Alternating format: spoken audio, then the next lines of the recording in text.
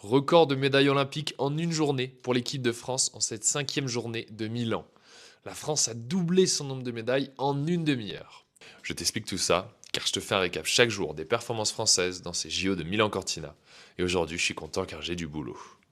C'est le récap de Zach et ça commence tout de suite.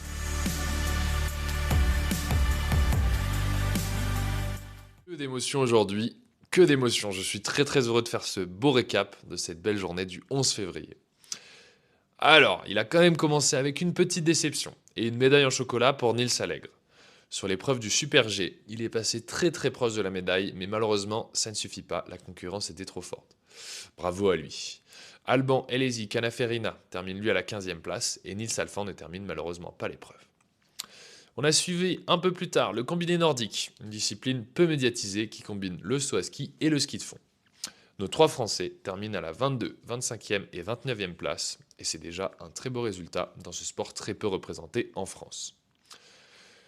À 14h15, c'est là que c'était vraiment la folie. On suivait en parallèle la finale de Perrine Lafont en ski de boss, qui était en retour de chute récemment et qui espérait aller chercher une deuxième médaille olympique après son titre à Pyeongchang, mais aussi l'épreuve du 15 km en biathlon chez les filles avec nos 4 expertes qui voulaient aller chercher une médaille.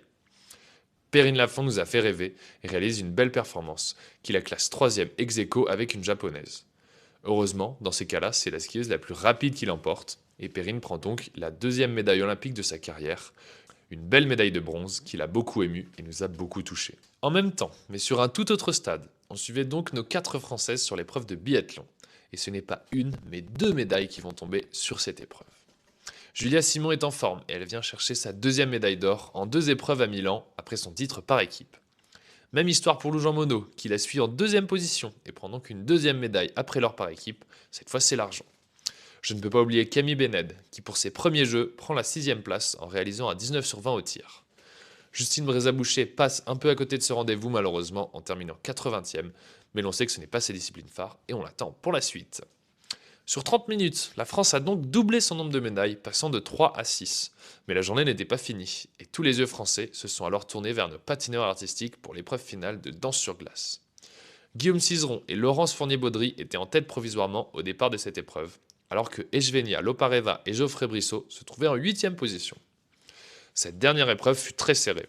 Le couple d'Américains Chuck Bates réalisant un très beau programme, toute la France avait le souffle coupé. Mais Guillaume Cizeron et Laurence Fournier-Baudry étaient meilleurs et ils vont chercher l'or. L'autre couple de Français, Lopareva-Brissot, lui termine en 8e position en réalisant aussi un très beau programme. Guillaume devient donc la première personne à prendre 2 médailles d'or avec 2 partenaires différents et la France récupère sa 3e médaille d'or. Le tableau des médailles a donc pas mal bougé et la France grimpe cette fois-ci pour se trouver en 6e position. Encore un beau programme pour cette journée du 12 février. Après la belle médaille de Perrine Lafont, c'est à Benjamin Cavé, Thomas Mouille et Paul-André Haguet de tenter leur chance à partir de 10h et avec la finale à 12h15 en ski de boss. Benjamin Cavé a toutes ses chances, alors on a hâte de suivre ça. On aura aussi du snowboard cross masculin toute la journée avec 4 Français qui ont leur chance. Première épreuve à 10h, puis un peu toute la journée comme vous pouvez le voir sur le planning, jusqu'à la finale à 15h. À 11h30, du Super G en féminin cette fois, avec 2 athlètes françaises qui seront à suivre.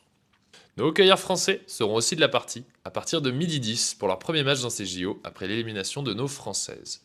Le très attendu prodige français Alexandre Texier enfilera les patins et on a hâte de tous les suivre. Ils joueront contre la Suisse. 4 fondeuses à suivre ensuite sur l'épreuve du 10 km en individuel à partir de 13h. On termine la journée avec du short track, à la fois chez les hommes et chez les femmes. À partir de 13h, ce sera le 500 mètres féminin avec la Française Bérénice Combi à retrouver. Finale à 21h36 si ça passe pour elle. À 20h30, ce sera au tour de Quentin Fercoq sur l'épreuve du 1000 mètres cette fois-ci. Finale à 21h50 si ça passe aussi pour lui. Allez, moi je vais me remettre de mes émotions et je vous dis à demain pour un nouveau récap.